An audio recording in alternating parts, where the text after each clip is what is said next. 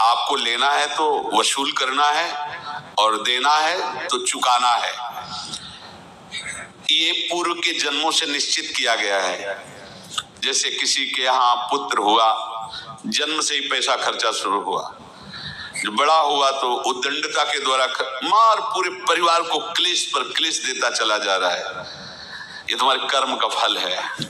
या ऐसे शक्तिहीन बुद्धिहीन ऐसे पागल पूरे जीवन सेवा करो, तुमसे अपना हिसाब चुकाने के लिए वो आया है। अब परिवार के जो सदस्य जुड़े आके, पत्नी आते ही पूरी हृदय में आनंद, परिवार में आनंद और जीवन भर वो आनंद ही सुख देने के लिए उसका जन्म हुआ। वो अपना ऋणानुबंध मुक्त, और आते ही भयंकर क्लेश खड़ा कर दिया, बीच में दीवार और झगड़ा वैसा, फिर अतरे दिन मारपीट शुरू, कलह अशांति, पूरा जीवन नरक हिसाब करने आए।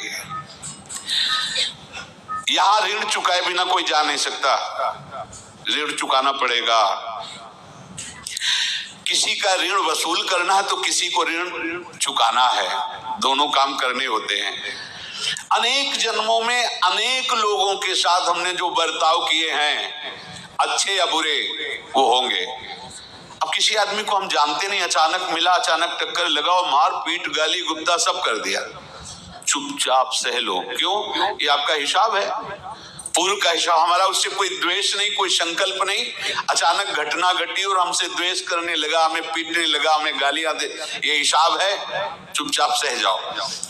अपने घर का भाई ही भारी दुश्मन बन गया और क्लेश, हिसाब है। एक प्रभुदत्त ब्रह्मचारी जी की वाणी में पढ़ा था, एक महात्मा जी भ्रमण करते थे तो उस समय असरफियां चलती थी, मोहरे असरफियां, तो उनको भेंट में देते लोग। तो या तो ठाकुर सेवा में लगे तत्काल, या संत सेवा में तत्काल लगे, उसका संग्रह करके डोलना ये ठीक नहीं है। बैरागी के लिए सिद्धांत में ये ठीक नहीं है।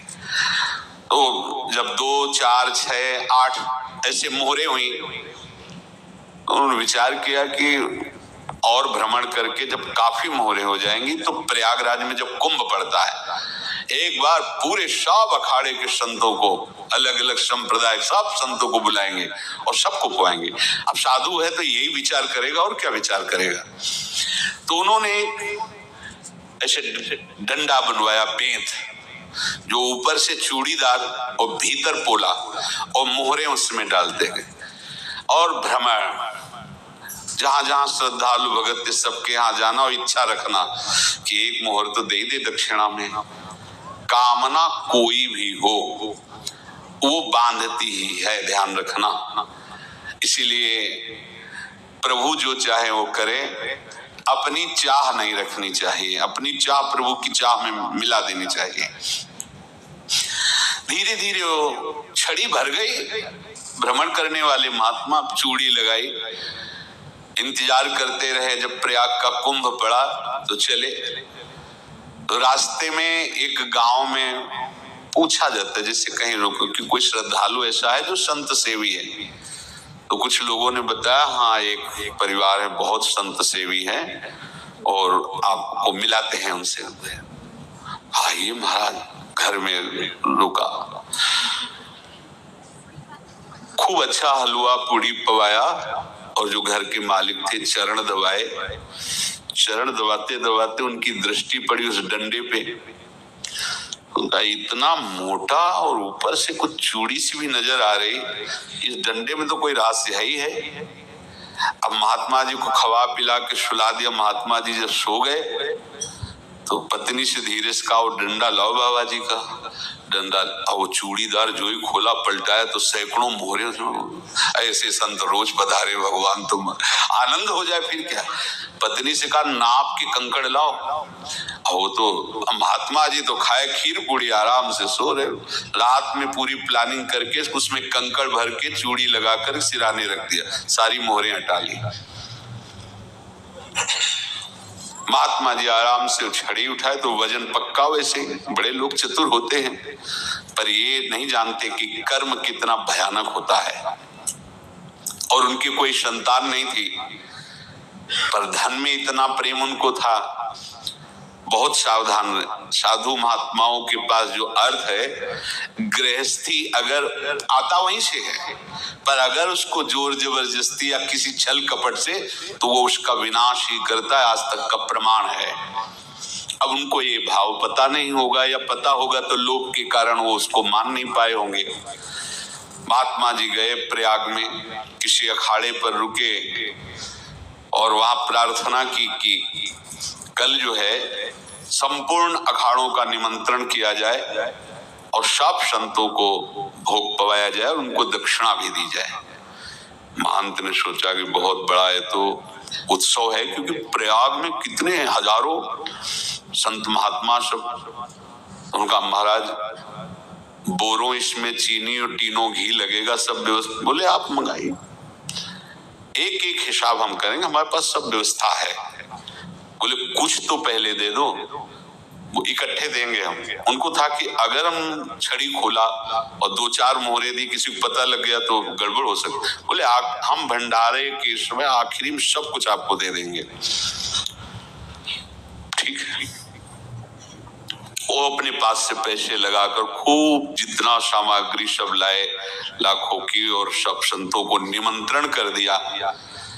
संत जन निमंत्रित हो गए, भंडारा बन रहा है। तब वहां के महंत है, उनका देखो भंडारा भी बन रहा है, संतों को निमंत्रण। अब आप अर्थ की व्यवस्था कीजिए, क्योंकि इतनी बड़ी हमारी सामर्थ्य नहीं थी जितना हमने किसी तरह हमने व्यवस्था की। अब मुझे अर्थ चाहिए, तभी आगे की व्यवस्था बढ़ेगी। संतों को दक्षिणा देंगे और जिनसे अर्थ लिया उनको दे। देखो रसोई बन गई है सब। उनका छत में विश्वास नहीं तो अभी चूड़ी खोली। उनको तो था ना कि मोहरे हैं कंकड़, तो जिसे कितना उनको सदमा लगा होगा। हजारों संतों का निमंत्रण, रसोई बन, पर संत हो के छल कपट। तो उनका महाराज आपने तो हमारा नाश कर दिया, जो महंत थे।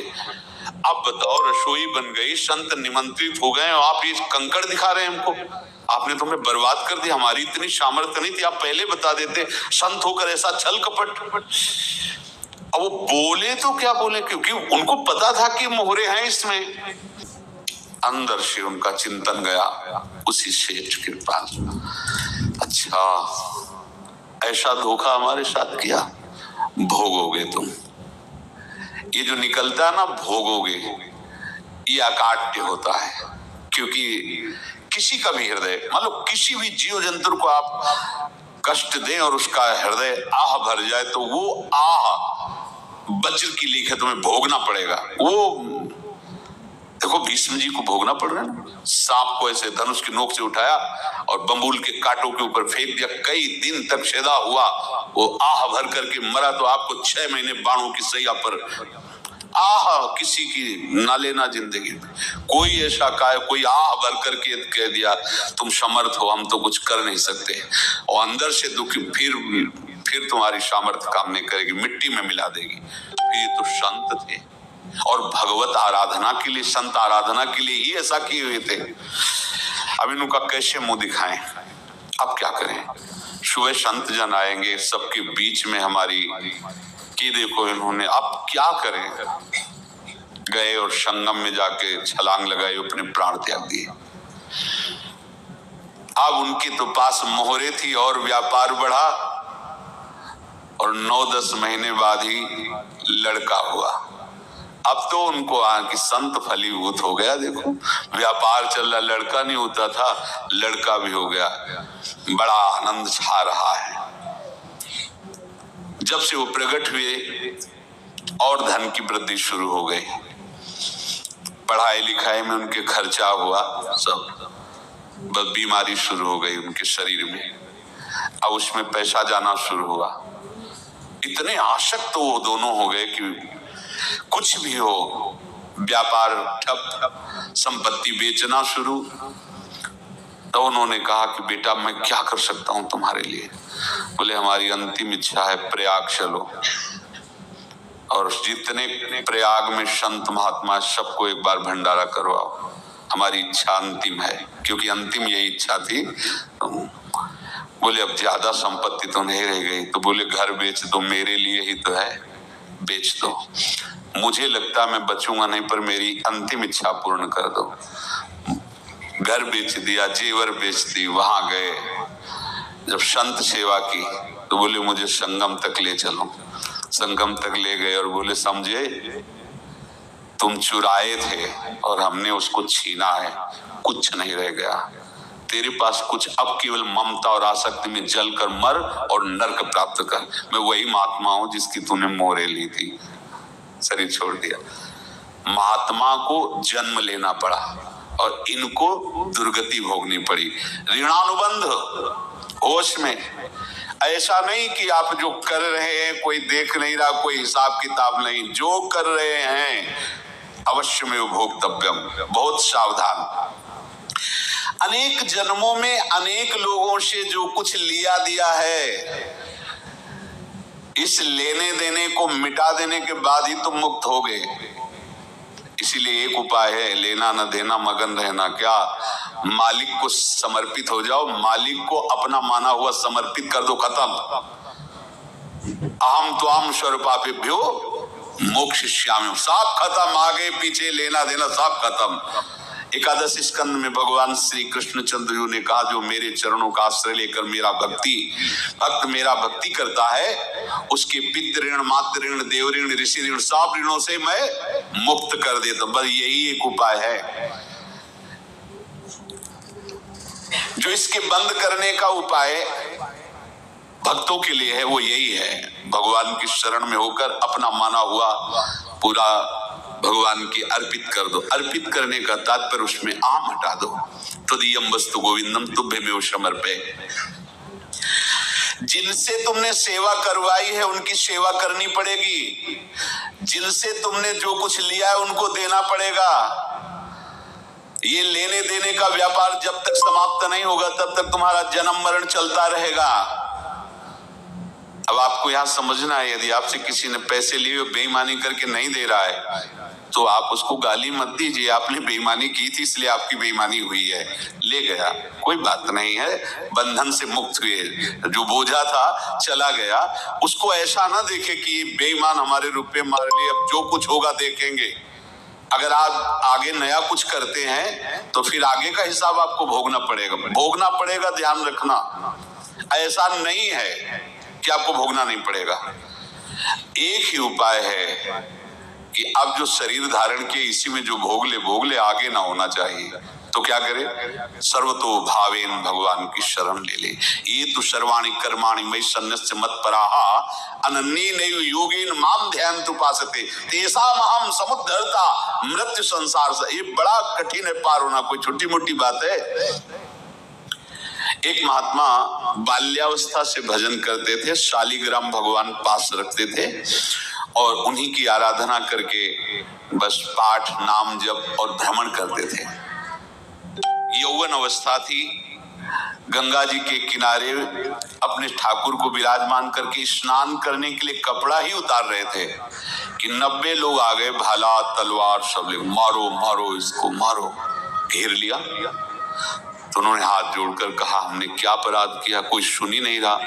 तो उन्होंने कहा, मार तो डालोगे ही आप 90 लोग, हम कोई अस्त्र शस्त्र तो लिए नहीं, एक बार हमें गंगा में डुबकी लगा देने दो और अपने ठाकुर को स्नान करा देने दो, फिर इसके बाद आप मार देना। भगवत इच्छा से वो लोग रुक गए, स्नान किया और अंदर से प्रार्थना की, प्रभु ये क्या लीला है आपकी, आपके सिवा मेरा कोई है नहीं और ये मुझे मारना चाहते हैं। तो भगवान ने जानते हो क्या कहा उनके अंतर में, तुम मेरे में ध्यानस्थ हो करके शरीर को छोड़ो, ये लोग मारेंगे। ये मेरे भजन का फल है कि तुम्हें 90 जन्म नहीं लेना पड़ेगा, एक ही जन्म में 90 मिलके, तुमने 90 हिंसा की थी पूर्व में, तो तुम्हें 90 बार जन्म लेना होता और एक एक करके मारते। ये मेरे भजन का प्रताप है कि एक बार में ही 90 का हिसाब हो जाएगा। तुम आंख मूंदो, मेरे ध्यान में मगन रहो, मेरे प्रताप से तुम्हें कोई चोट नहीं होगी और स्वाभाविक मूर्छा अवस्था में प्राण तुम्हारे छूट जाए। ऐसा ही हुआ, ऐसा हुआ। तो ये बात समझ लो कि ये जो कर्मानुबंध है, ऋणानुबंध है। आप देखो, अगर शाप महात्माओं ने दिया कि तुम्हारे वंश का इससे विनाश होगा, तो भगवान भी परम धाम जा रहे तो उसी कील से, बाण की नोक में जो मछली लील गई थी, छोटा कण, उसी से की नोक बनाई और उसी नोक को प्रहार किया भगवान के श्री चरण में, वही बाण की नोक लगी और भगवान ने स्वीकार किया ना। भगवान का बड़ा लीला विचित्र है।